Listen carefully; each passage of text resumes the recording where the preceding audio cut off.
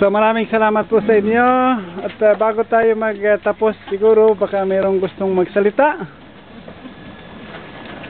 mag-express ng anuman ang nasa sa loob nila. Yung lalo pa yung mga survivor. Sino pwede magsalita? Sige nga.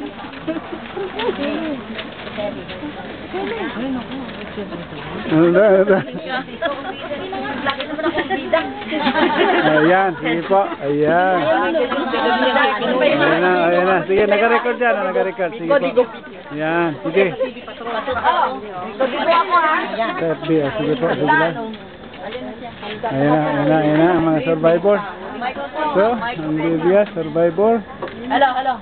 Walang kwan. Sige. Doon kay Father. Wala yun. Wala din. Sige na, malakas ang mga poses mo eh. Magandang hapon sa inyong lahat. Magandang hapon. Welcome to Imarat Tugbi. Bahay. Congratulations to the organizers of this gathering in the preparation of the venue and food. This is also an important occasion for all of us para makilala natin naman ang iba't ibang ang kapwa nating Pilipino na nasa iba't ibang lugar ng Tripoli as acquaintance party for all of us who survived the crisis here in Libya. Although it was our choice to stay here dahil siguro ang Pilipino likas na matapang, matatag, masipag, and like any other country, every government has its obligation to repatriate their own citizens para naman for their, like us, for our own welfare. But we choose to stay here and we survive. Okay?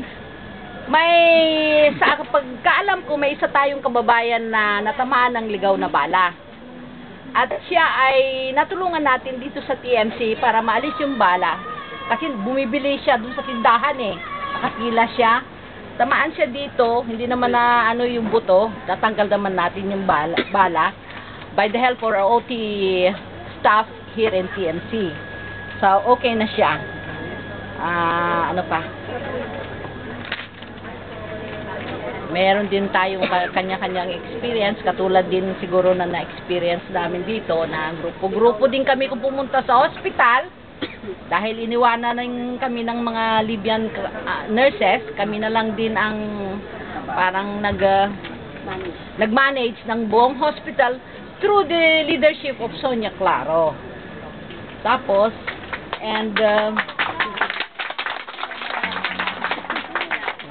siguro, it's time for us to join or makigapay tayo sa pagbabago ng Libya. Paglilinis ng, katulad din ng paglilinis nila ng korap na opisyal.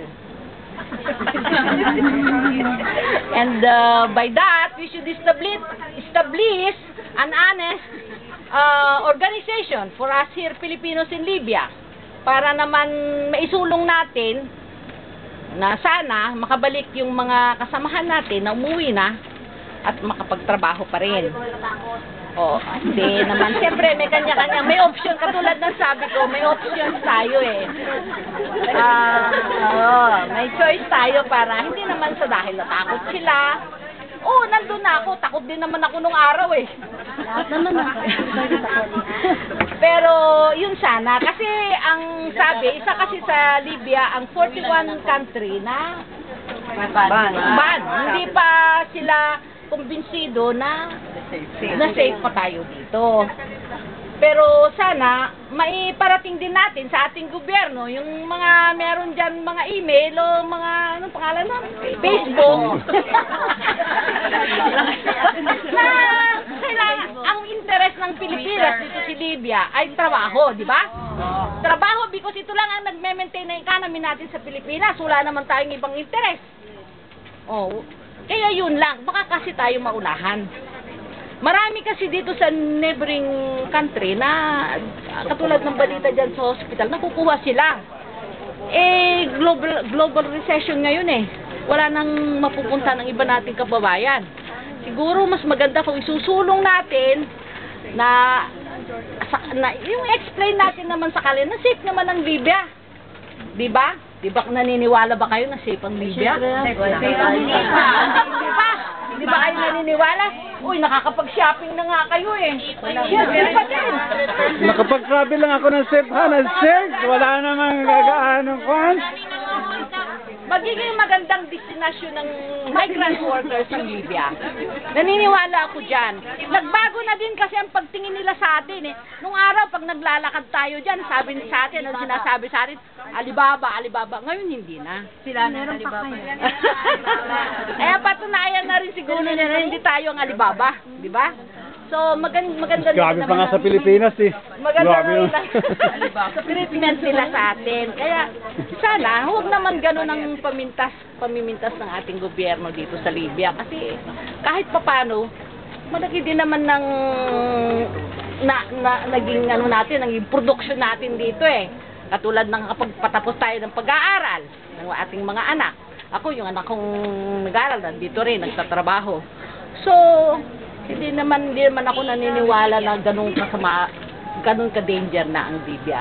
So, sa mga taong nagbabalak na magbuo ng isang organisasyon, pwede siguro makipag-communicate tayo sa ating bansa para naman yung kababayan natin ay makabalik na rin dito sa Libya. Maraming salamat po at magandang tanghali sa inyo.